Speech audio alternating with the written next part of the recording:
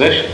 It's about buying the next biggest car, the next biggest house, I won't name any brand, next handbag, or shoes, or whatever it is.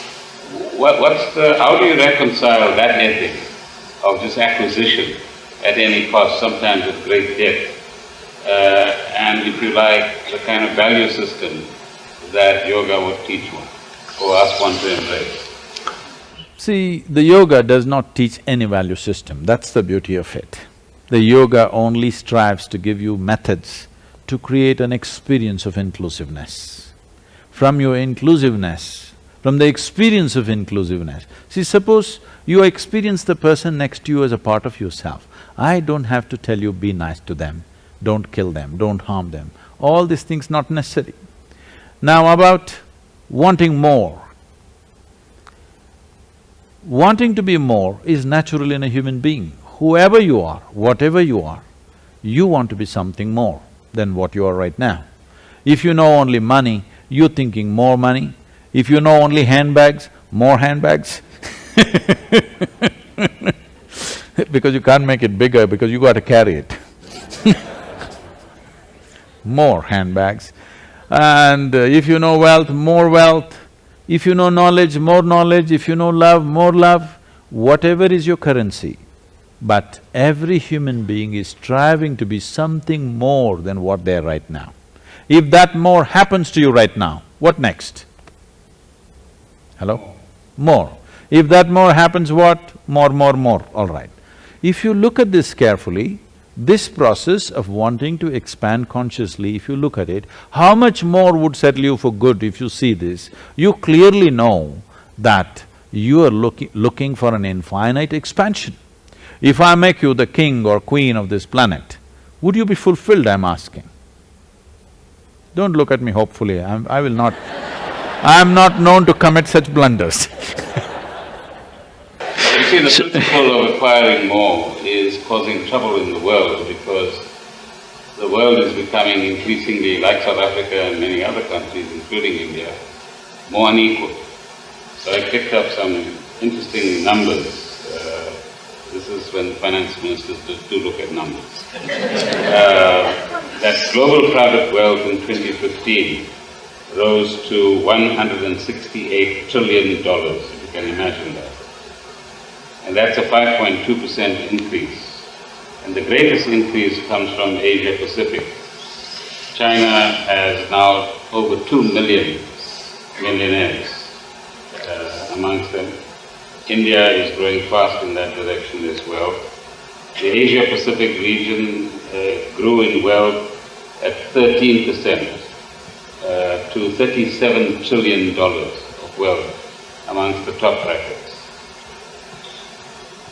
And trade unions, for example, from Britain says the following: for all the moral angst being expressed by business leaders and politicians about growing wealth inequality, very little is being done to change the status quo.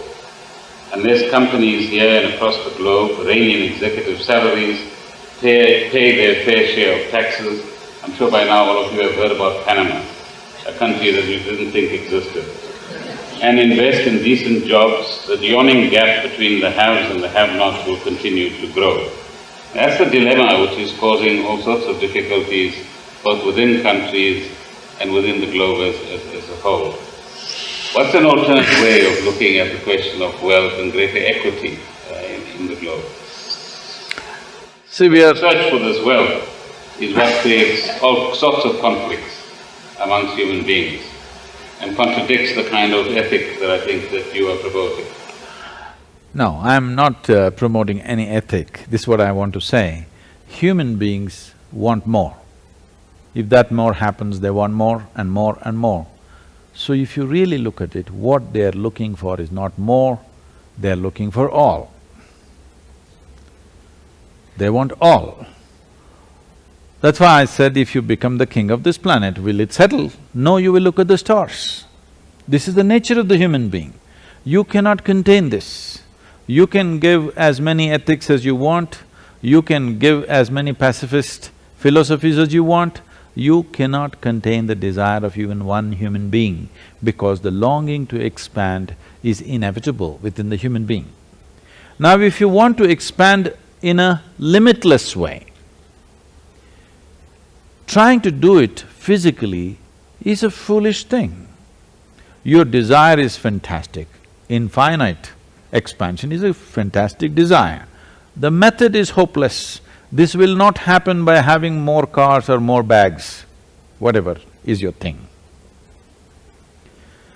This can only happen if you transcend the limitations of physicality. This is where yoga comes in. Yoga means you learn to erase the boundaries of your physicality. Erasing the boundaries of physicality means, right now as we sit here, this is me, that is you, 100% clear, no any kind of ambiguity about that. But as you sit here, to be alive, you have to breathe. Breathe means what you exhale, the trees inhale. What they exhale, you inhale. One half of your lungs are actually hanging out on the tree.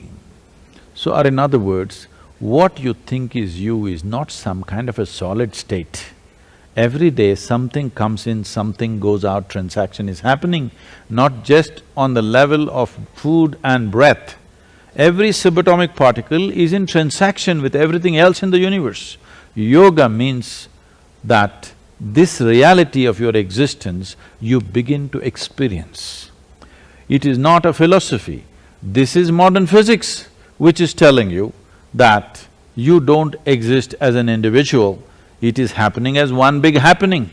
But the magnanimity of the creation is such, though you are just a microscopic existence, though you are part of everything, you're just a bubble in the larger space, still it gives you a powerful sense of individuality so that you can experience your life as an individual. But the reality of the existence is, this is one living cosmos and you blew your soap bubble. When you were children, you blew soap bubbles, your bubble and somebody else's bubble was distinctly different. The moment it burst, my air and your air, there's no such thing. Similarly, we've blown these bubbles and without the rest of it being there, we cannot be here. So knowing this experientially is yoga, that you understand, not intellectually, but experientially you know that your existence is not individualistic, but it's universal. So, this economic disparity is happening because people are trying to fulfill this aspiration of wanting to be something more, something more, something more, because they don't know anything else, they're going through money right now. Because the disparity and the rise of wealth in certain countries, whatever, is… See, one thing we must understand. In the last 100 years, no new imports have happened to this planet from outside. Do you agree with me? Little exports have happened, some spacecrafts and others have gone, but no imports have happened, no major asteroids have come in to add to us. So we are the same amount. There's a very beautiful incident which happened in 2008 when the recession was just hitting, which we were discussing just before this. An American delegation went to China.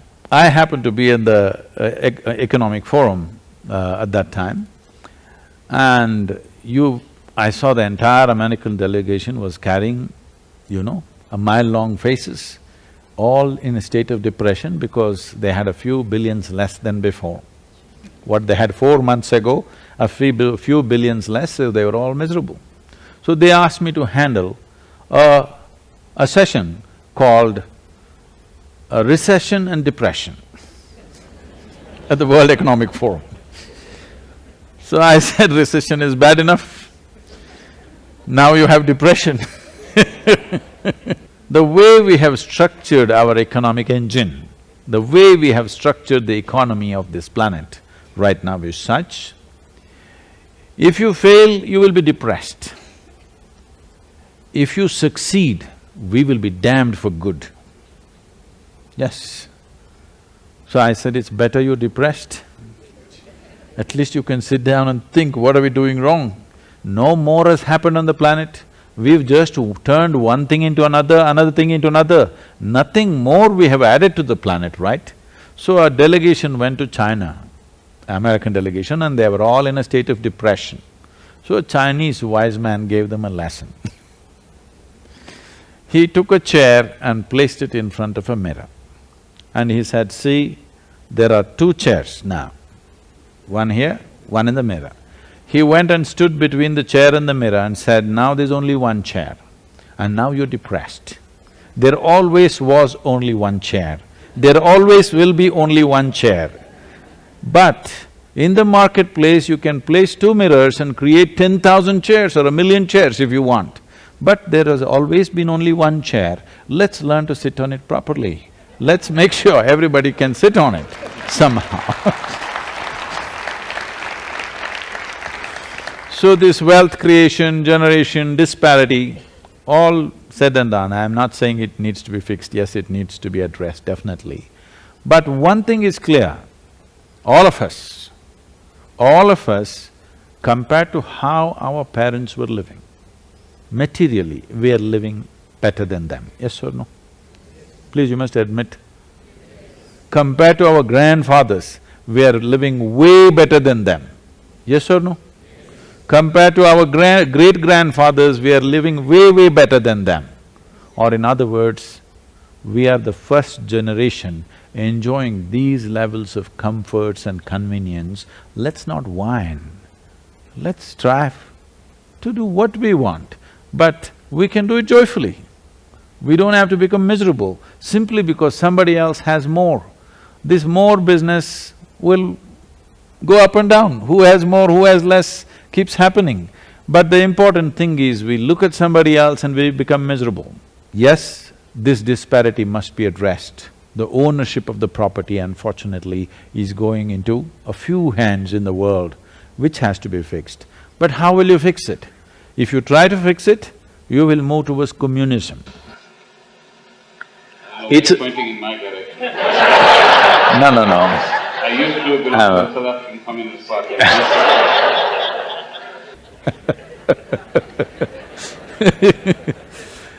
And now I can firmly point at him. So, communism is a fantastic idea. There's no better idea in terms of economics, that everybody by his need, not by his greed, so fantastic. When Marx came up with this idea, many people around the world, all right-thinking people got very excited about this around the world. Marx predicted United States of America will become the first communist country in the world. How wrong he was. The word communist is the worst thing that you can say to a person in United States today. Particularly in the 1950s. Even now even now, if you want to really accuse somebody of the most horrendous thing, you don't call him a murderer, you don't call him a racist, you say he's a communist.